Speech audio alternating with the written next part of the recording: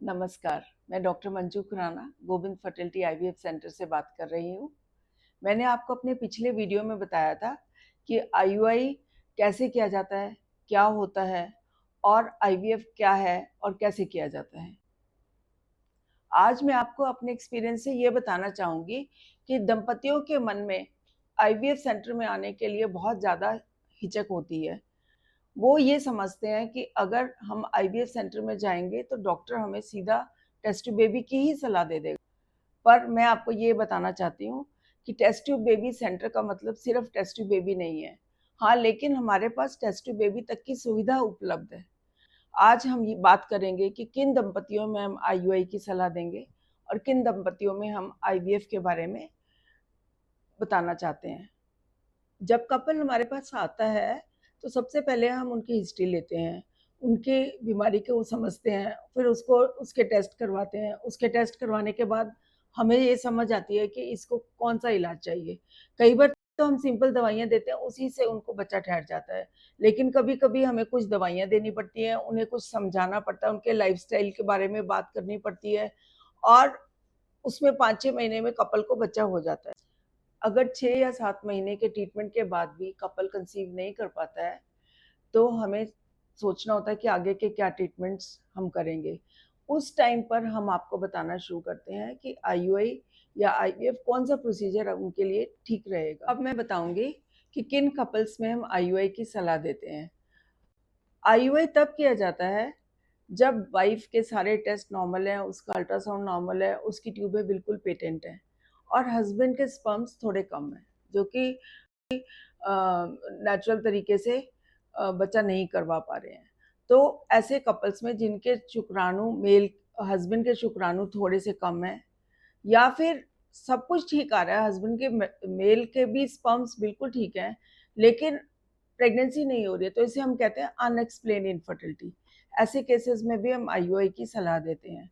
इसके अलावा mild PCOD, mild endometriosis या कोई थोड़ा सा ऐसा फैक्टर हमें लग रहा है कि सर्विक्स में से स्पर्म्स शायद आगे तक नहीं जा पा रहे हैं, उन केसेस में भी हम आईयूआई की आपको सलाह देते हैं। मैंने आमतौर पर अक्सर देखा है कि जब दंपति इलाज करा के जाते हैं ना आईयूआई का, तो उनको लगता है अब तो 100% हमारा बच्चा होने ही वाला है। ऐसा नहीं है। आईयूआई का सक्सेस रेट 10 to 15% है। इसका मतलब ये है कि अगर 100 पेशेंट कपल्स ने बच्चा करवाने के लिए आईयूआई करवाया तो 10 या 15 लोगों को ही बच्चा ठहरेगा और बाकी लोगों को नहीं ठहरेगा। और इसीलिए हम कहते हैं कि आप आईयूआई को 3 या 4 बार का अटेम्प्ट जरूर लें। इसके बाद अगर 3 या 4 बार के अटेम्प्ट के बाद भी हमें कंसेप्शन नहीं हो रही है तो हमें आगे का आईवीएफ का इलाज लेना पड़ सकता है। मैं आपको बताना चाहूँगी कि किन दंपतियों में हम सीधा आईवीएफ की सलाह देते हैं। वाइफ की अगर दोनों ट्यूबें किसी भी कारणवश बंद हो गई हैं या उनमें पहले ट्यूब में बच्चा ठहरा और फिर वो ट्यूब निकल गई, फिर दूसरी ट्यूब में भी बच्चा ठहरा और दोनों ट्यूबें खराब हो गई, तो ऐसे केसेस में सिर्फ आईवीएफ ही एक विकल्प है जिससे कि बच्चा हो सकता है।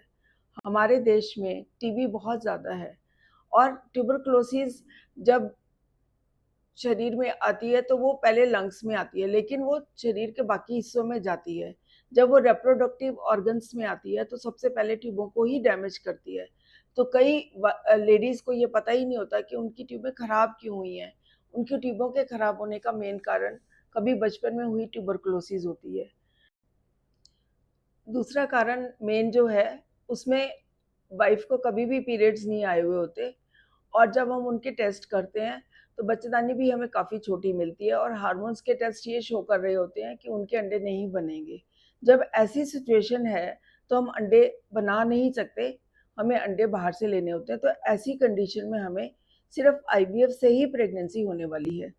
इसके अलावा जब हम बार बार आईयूआई करके फेल हो जाते हैं तब हमें आईवीएफ का सहारा लेना चाहिए, क्योंकि आईवीएफ की सक्सेस रेट 60% तक आ जाती है, लेकिन आईयूआई की सक्सेस रेट 10 to 15% है।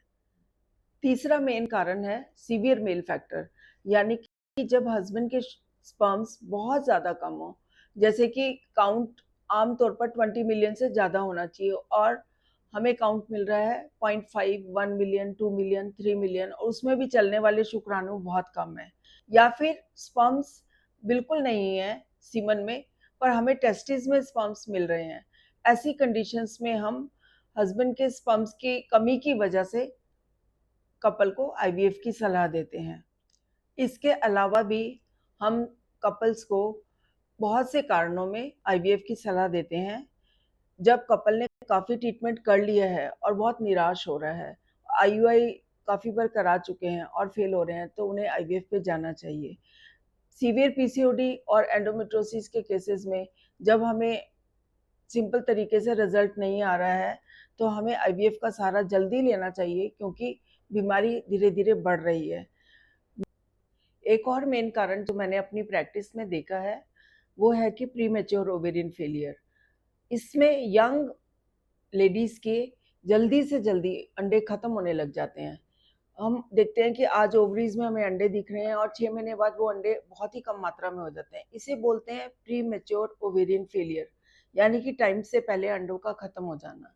इसके मेन कारण हैं genetic, stress, lifestyle, fast food और लैक ऑफ स्लीप। और ऐसी कंडीशन में अंडों की क्वालिटी भी अच्छी नहीं रह जाती है और इस वजह से वो कंसीव नहीं कर पा रहे होते हैं। ऐसी कंडीशन जब हमें देखने को मिलती है, तो हम जल्दी से जल्दी कपल को आईवीएफ के द्वारा बच्चा लेने की सलाह देते हैं।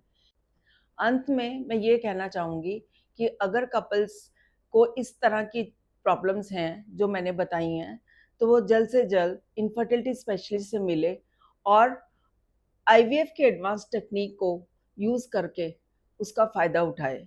क्योंकि मैंने अक्सर देखा है कि जो कपल्स प्रेगनेंसी नहीं कर पा रहे हैं, उनके ऊपर mental pressure, emotional pressure, family का प्रेशर, उनका वर्क का प्रेशर। आजकल मोस्टली कपल्स जॉब करते हैं, तो उनका टाइम भी इसमें बहुत वेस्ट होता है और इन सब की वजह से उनके आपसी रिलेशनशिप्स में भी मनमुटाव आ जाता है। अगर आप एडवांस टेक्निक का फ़ायदा उठाकर अपने घर में खुशियाँ ले आते हैं, तो आपके ये सारे प्रेशर्स भी ख़त्म होते हैं और आप जिस चीज़ की इच्छा कर रहे थे, वो भी आपके घर में आ जाती। आईवीएफ के बच्चे बाकी बच्चों की तरह ही होते हैं। अगर मेरे द्वारा दी गई जानकारी आपको अच्छी लगी हो, तो हमारे चैनल को लाइक, शेयर और सब्सक्राइब करें। Thank you.